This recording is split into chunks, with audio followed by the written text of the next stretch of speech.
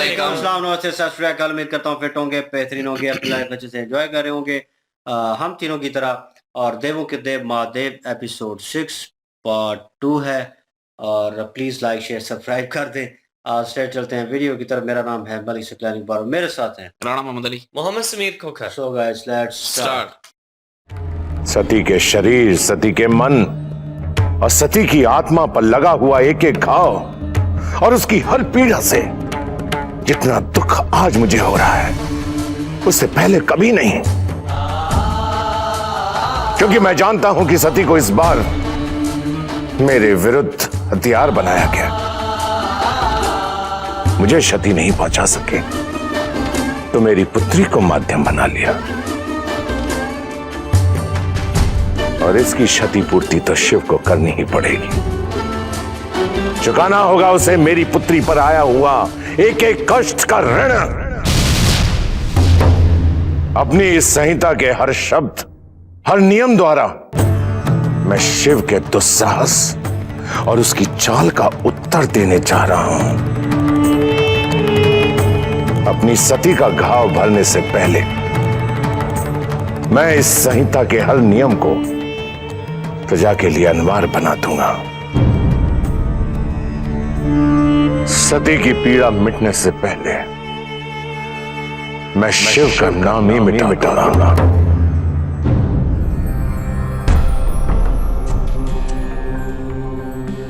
प्रजापति दक्ष ने आज दक्ष संहिता पूरी कर ली है और उन्होंने निर्णय लिया है कि ये नियमावली ही उनके प्रजा के जीवन की निर्वाह एवं मार्गदर्शन का स्रोत होगी, ताकि प्रजा के समक्ष कोई विकल्प ही ना बचे। इस प्रकार तो प्रजापति दक्ष समस्त संसार को अपने ही बनाए नियमों से बांधने में सफल हो जाएंगे और फिर जैसा वो चाहेंगे वैसा ही होगा। महर्षि कश्यप, ऐसा कदापि नहीं है। सर्वसामान्य मनुष्य की मानसिक क्षमता इतनी नहीं कि वो सभी शास्त्रों का भली भांति अध्ययन कर उसके ज्ञान के मूल तक पहुंच सके। इसलिए प्रजापति दक्ष ने इस नियमावली की रचना की है।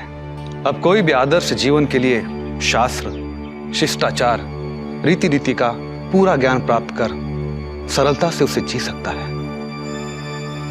प्रजापति इसे सभा में तभी प्रस्तुत करेंगे जब हम सप्त ऋषियों की इनको स्वीकृति मिल जाएगी। स्वीकृति? स्वीकृति या अपनी विचारधारा को संपूर्ण वैधता प्रदान करने के लिए हमारा समर्थन चाहते हैं?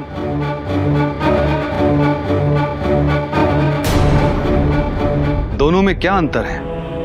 अंतर मंशा का है महर्षि। महर्षि कश्यप, आप प्रजापति दक्ष की आलोचना कर रहे हैं। यदि सत्य आलोचना का आभास करा रहा है तो मुझे क्षमा कीजिएगा। हम सप्त ऋषियों का दायित्व है सबका मार्गदर्शन करना, किंतु हम स्वयं प्रजापति दक्ष को ही भटकने से नहीं रोक पा रहे हैं।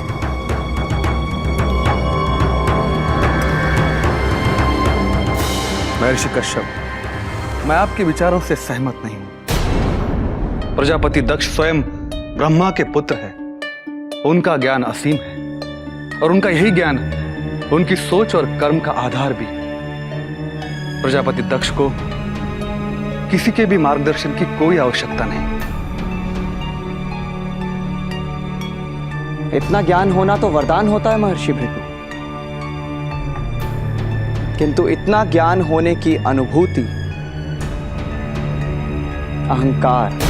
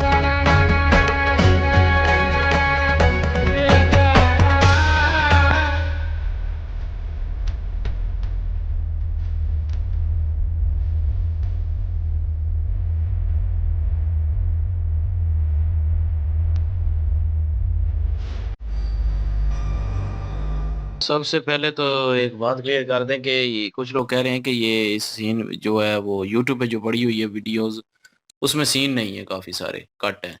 तो बड़ी कोशिश की है कहीं और से, हमें कोई कहीं से नहीं भी मिली। एक मिली थी लेकिन उसमें 200 एपिसोड ही नहीं है पहली, बाकी सारी हैं।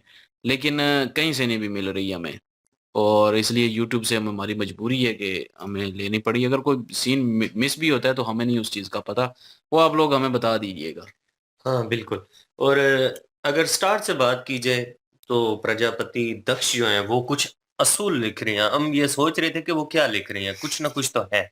लेकिन वो कुछ कानून बना रहे हैं, जिस कानून के तहत जो उनकी प्रजा है उस पूरे कानून में उनको रहना पड़ेगा। और अपनी बेटी की फ़िक्र भी है, लेकिन अपनी बेटी की जो भी कारण है, जो भी उनको सज़ा इस वक़्त उस सज़ा का सामना करना पड़ रहा है, वो सारे की सारी जो ज़िम्मेदारी है उठा के तो शिव जी के ऊपर ले आए हैं। अपनी पत्नी से वो वार्तालाप कर रहे हैं और ये कह रहे हैं कि शिव जी जो हैं उनका मैं नाम मिटा दूँगा अपनी बेटी के ज़ख्म मिटने से पहले-पहले। मतलब उनके अंदर वो क्रोध इस तरह से है कि वो सारी ज़िम्मेदारी अपनी बेटी की तकलीफ़ की जो है वो शिव जी के ऊपर डाल रहे हैं कि ये अभी जो सती जी की कंडीशन है वे ये शिव जी की वज़ह से है, वरना ऐसी कंडीशन उनकी नहीं होनी थी। और दूसरी चीज़ जो अगर 2 ऋषि जो हैं, एक महर्षि हैं, एक ऋषि कश्यप जो हैं, वो महर्षि जो हैं वो इनके हक में है, प्रजापति दक्ष जो हैं, इनके जितने भी बनाए हुए उसूल हैं, वो उनके साथ हैं। लेकिन महर्षि जो कश्यप हैं, वो कहीं न कहीं ऐतराज़ उठाते हैं और वो ये बात करते हैं कि ये तो लोगों के लिए बड़ी तकलीफ़ का बाइस बनेगा, कानून बड़े टफ़ हैं। अपनी बेटी के वजह से वो लोगों को भी इस कानून के अंदर वो बाँधना चाहती हैं, तो आने वाले टाइम में ये तो बड़ी मुश्किल हो जाएगी। तो लेकिन महर्षि जो दूसरी हैं बड़े वाले, वो ये कह रही हैं कि वो नहीं, जो उन्होंने कानून बनाए हैं वो प्रजा की बेहतरी के लिए बनाए हैं। इससे जो भी प्रजा है वो सीखेगी कि कैसे उन्होंने ज़िंदगी गुज़ारनी है, लड़ना कैसे है। ये सारी चीज़ें जो भी ज़िंदगी में रोज़मर्रा की ज़िंदगी में चीज़ें काम आने वाली हैं, वो सारी उनको सीख मिलेगी। जी। बिल्कुल जी। और अभी जो है वो आगे शिव जी आए हैं, और शिव जी अभी मेरे ख्याल में रियल में ही ज़ाहिर आए हैं कि ख्वाब में आए हैं, क्योंकि वो सोए हुए थी सती जी। तो अभी जो है उठी हैं और सामने जो है वो देखा है शिव जी को, और वो कथा उसको क्या कहते हैं, कथक भजन, कथक डांस। कथक। अच्छा, तो कथक है वो जी, कर कथक रहे का थे, स्टाइल। और उनको देखा है। और कैलाश पर्वत पे भी बैठे हुए पहले एक सीन आया था, और वो भी देखा है। लेकिन ये है कि महर्षि जो हैं वो जो है पूरा सपोर्ट कर रहे हैं उनको, क्या नाम है उनका, प्रजापति, प्रजापति को। दक्ष। तो लेकिन जो है वो दूसरे जो ऋषि कश्यप जी हैं वो जो है वो कह रहे हैं कि जो सही है उसको फॉलो करना चाहिए, और उन्होंने कहा कि आप तो विरोध किस्म का कर रहे हैं, हुँ। और ये तो जो है वो गलत हो रहा है। उन्होंने कहा सत्य बोल रहा हूँ, अगर ये ऐसा लग रहा है तो माजरत इस चीज़ पे। तो लेकिन ये है कि एक जो महर्षि हैं वो तो पूरे के पूरे जो हैं वो प्रजापति के साथ हैं। वो तो जो कहते हैं वो कहते हैं ठीक है, यही है सारा कुछ सही।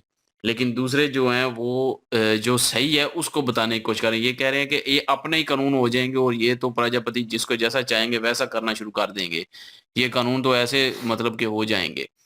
तो लेकिन उन्होंने कहा इसमें क्या गलत है? तो ये आम लोगों पे जो है वो दूसरे जो चीज़ें हैं वो नहीं सही तरह पहुँचती, तो ये एक किस्म का एक वो कानून बना के जो है वो उन तक पहुँचाई जा रही हैं। तो उन्होंने कहा कि ऐसे अगर जो है वो जो अपना प्रजापति हैं, वो तो अपना होल्ड कर लेंगे सब पे, और जैसा चाहेंगे वैसा मनवाना शुरू कर देंगे। और ये नहीं, क्योंकि ऋषि जो होते हैं, सब ऋषि जो हैं उनका काम है कि मार्ग दिखाना। लेकिन हम जो है वो प्रजापति को जो है वो जो भटक रहे हैं उनको मार्ग नहीं दिखा पा रहे। तो हमारा जो मकसद है वो पूरा नहीं हो पा रहा। बिल्कुल। बिल्कुल जी। और ऋषि कश्यप की जो उनकी बात भी ठीक थी, इसमें कोई शक नहीं है। लेकिन जो बड़े हैं ऋषि, वो उनको सपोर्ट करते हैं, उनकी सहायता करते हैं हर चीज़ में।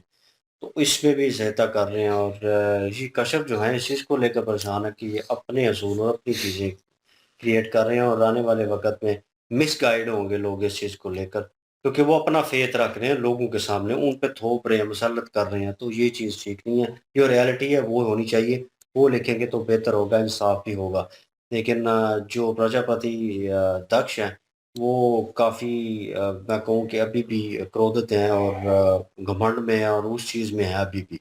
वो अभी भी उस चीज़ को, लेकिन बड़ा सख्त जुमला बोला कि शिव जी को भूल जाएंगे लोग जो हैं, और मतलब कि मुझे याद रखेंगे, जब मैं जिनसे रिलेटेड हूँ उनको याद रखेंगे।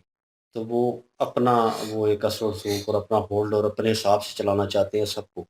लेकिन यह कि सीन अच्छा था कि जहाँ पे क्या नाम है इनका, सती जी, वो बिल्कुल समझे कि नींद में थी और उनको एक विजुअल दिखाई दिया, और वो जो कनेक्ट हुआ शिव जी के दरमियान, उनके दरमियान, वो बड़ा ज़बरदस्त था।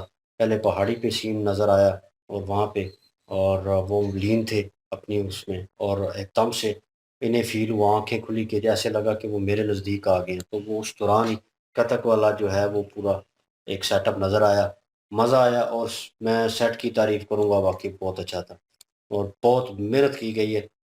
एक-एक सीन, हालाँकि चल के जाना था वहाँ तक, इतना सीन भी नहीं बनता था, लेकिन ये है कि उन्होंने इस सीन को प्रॉपर किया कि रानी महारानी कैसे रहती हैं, किस तरह उनका रहन-सहन कितना खूबसूरत और कितने पोलाइट वे में वो उस सेट को तैयार किया गया है। वाक़ई मज़ा आया देखकर और एन्जॉय किया जी। लाइक, शेयर, सब्सक्राइब कर दें प्लीज़। इंशाल्लाह मिलते हैं नेक्स्ट वीडियो में। अपना ख्याल रखिएगा, दुआ में याद रखिएगा। तब तक के लिए अल्लाह अल्लाह हाफिज़, हाफ़िज़। पीस।